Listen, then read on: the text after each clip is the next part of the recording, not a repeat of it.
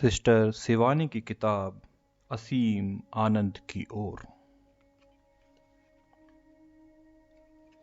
प्रसन्नता का चुनाव।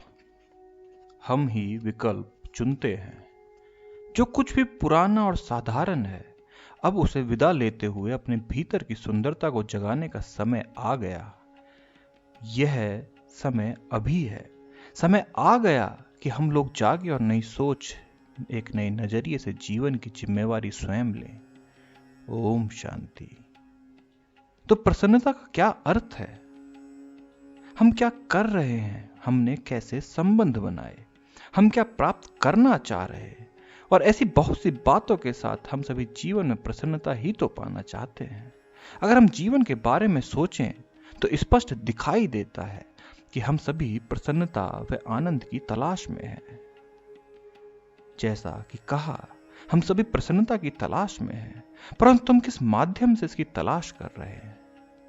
हम इसे अलग अलग साधनों से तलाश कर रहे हैं। यह किसी भी तरह के साजो सामान, संपत्ति, संबंध, उपलब्धियों और अच्छे स्वास्थ्य के माध्यम से हो सकता है। जैसे आप किसी से पूछते हैं कि वो अपने जीवन में क्या पाना चाहते हैं, तो प्राय उत्तर देते हैं कि वे सफलता पाना चाहते हैं। वे सफलता क्यों पाना चाहते हैं? क्योंकि इससे उन्हें खुशी मिलती है। आप उनसे पूछते हैं कि आप किसी खास वस्तु को क्यों खरीदना चाहते हैं।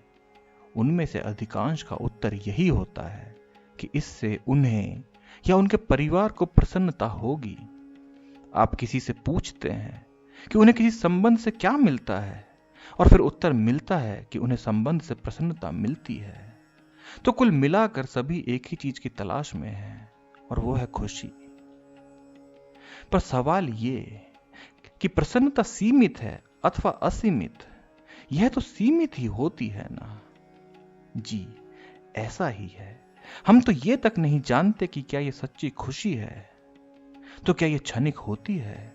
जैसे कोई बालक किसी खिलौने से खेलता है, उसे तोड़ देता है, और उसके बाद वह अपने लिए नया खिलौना चाहता है, फिर दूसरे खिलौने से खेलता है, और इस तरह यह सिलसिला जारी रहता है। दरअसल हकीकत में हम चाहते क्या हैं? यदि हम प्रसन्नता की तलाश कर रहे हैं तो कैसे ठोस और स्थायी नहीं होना चाहिए? इसे स्थायी होना चाहिए। यही सबसे अहम बात है। अगर प्रसन्नता हमें पसंद है, अगर प्रसन्नता की हम इच्छा करते हैं, अगर यह हमारा स्वाभाविक रूप है, तब यह अन्य किसी बाहरी वस्तु पर निर्भर नहीं होगी। अगर यह किसी वस्तु पर निर्भर करती है तो यह कभी निरंतर बनी रहने वाली नहीं हो सकती। अगर सादे शब्दों में कहा जाए, यदि आप इसे कहीं बाहर तलाश रहे हैं तो आप उस वस्तु पर निर्भर हो रहे हैं, और यह भावना लंबे समय तक बनी नहीं रहेगी। मान लेते हैं अगर मौसम खुशनुमा हो और आपको बहुत अच्छा लग रहा हो, तब तो आपका अच्छा लगने का भाव मौसम पर निर्भर हो गया। सवाल बिल्कुल सही कहा आपने, पर मैं समझना चाहता हूं कि कोई व्यक्ति इच्छाओं या निर्भरता के बिना प्रसन्नता कैसे पा सकता है?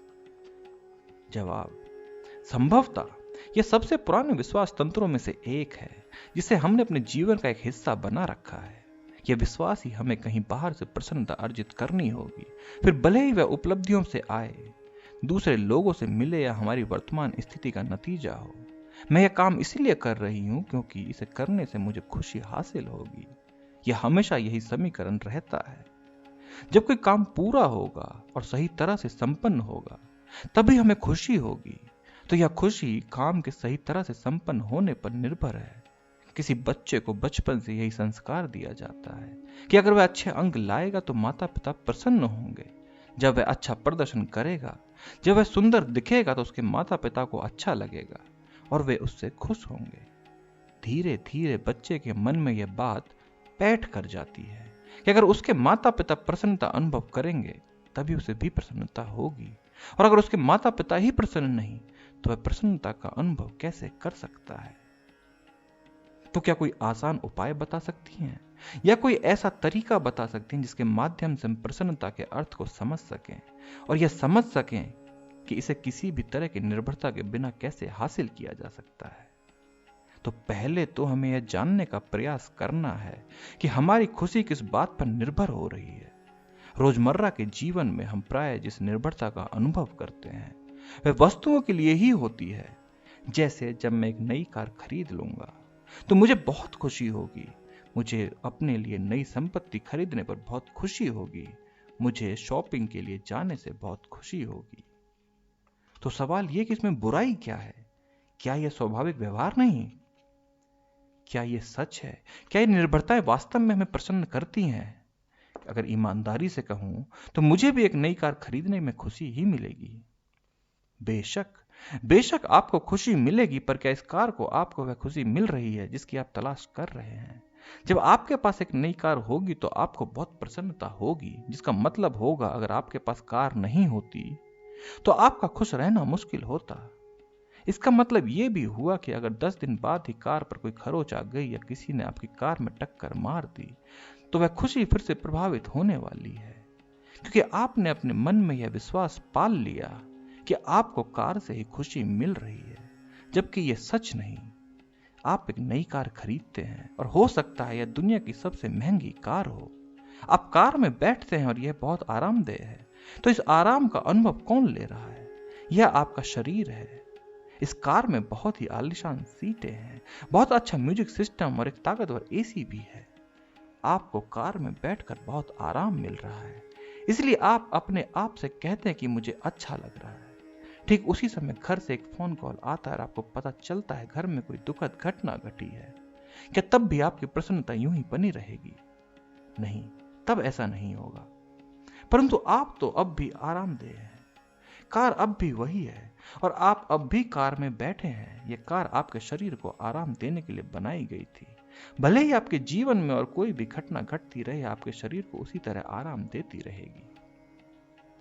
तो क्या प्रसन्नता और आराम दो अलग चीजें हैं? जो भी वस्तु भौतिक रूप से रची गई वह हमें भौतिक रूप से आराम देगी। हम जिस कुर्सी पर बैठे हैं वह एक भौतिक वस्तु है और आपके शरीर को आराम दे रही है, परंतु हम अपने आप से कहते हैं कि यह हमें खुशी दे रही है। दरअसल बात यह है कि हमें बचपन से ही ऐसा सोचने की शिक्षा दी गई। हम इस सोच और मान्यता के साथ ही बड़े हुए, पर अब हमें अपने ही विश्वास तंत्र पर सवाल उठाना होगा। जब हम छोटे थे तो अक्सर माता पिता हमारे लिए कुछ खरीदते समय कहते, इसके लिए ये ले लेते हैं, इसे खुशी मिलेगी, या वे हमें प्रसन्न करने के लिए हमें पिकनिक ले जाते थे। यही हमारी विचारधारा बन गई। ये बिल्कुल सही बात है। अब हमारे पास सबसे सुंदर बंगला और कार है और वह सारी संपत्ति जिसे पाने का हम कभी सपना देखा करते थे। हमारे पास हर तरह का यंत्र मौजूद है, तो हम अब भी प्रसन्नता की तलाश में क्यों हैं? जब सारी वस्तुएं हमारे पास आ चुकी, तो क्या हमारी इस खोज को समाप्त नहीं हो जाना चाहिए था?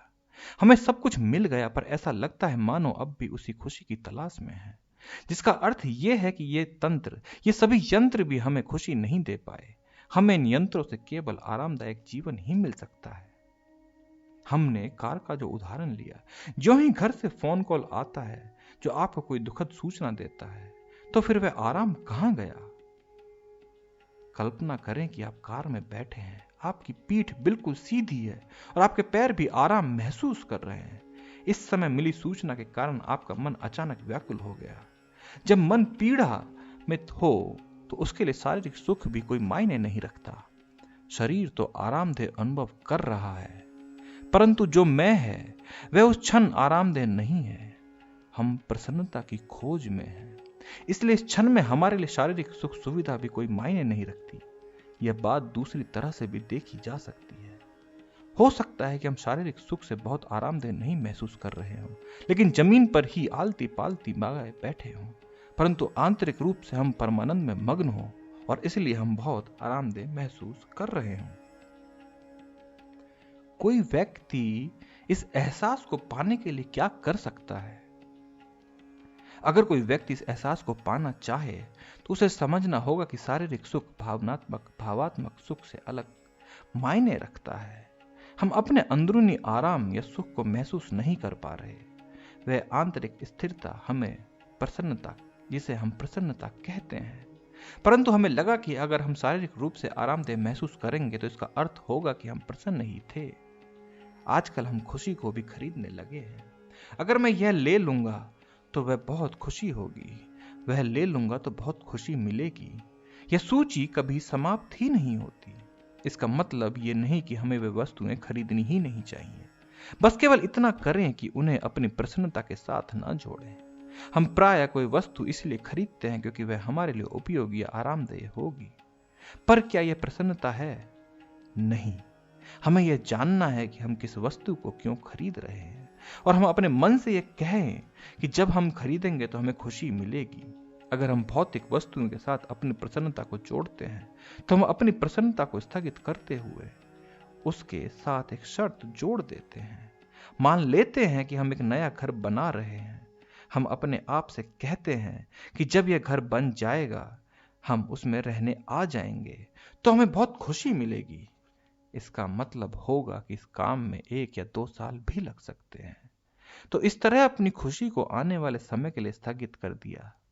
एक बच्चे के बारे में सोचें।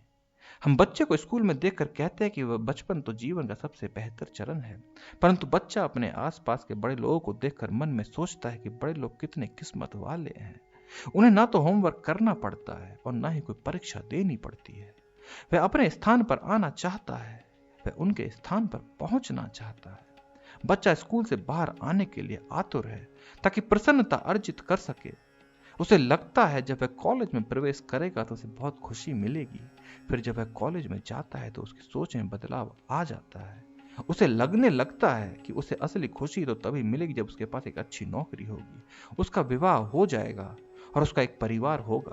पर जल्दी ही उसे लगने लगता है कि उसे तो तभी खुशी मिलेगी जब उसके बच्चे बड़े होकर जीवन में अपने लिए बेहतर जगह बना लेंगे और सब कुछ ठीक हो जाएगा। अब उसके मन में क्या आता है? उसे लगता है कि खुशी तो रिटायरमेंट होने के बाद ही मिल सकेगी। तो वह सही मायनों में प्रसन्न कब होगा? वह जीवन के अलग अलग चरणों में अपनी प्रसन्नता को स्थगित करता आ रहा है। हम एक गहरे दुष्चक्र में उलझे हैं जहां हम स्वयं से कहते हैं, जब ऐसा होगा तब मुझे बहुत खुशी होगी।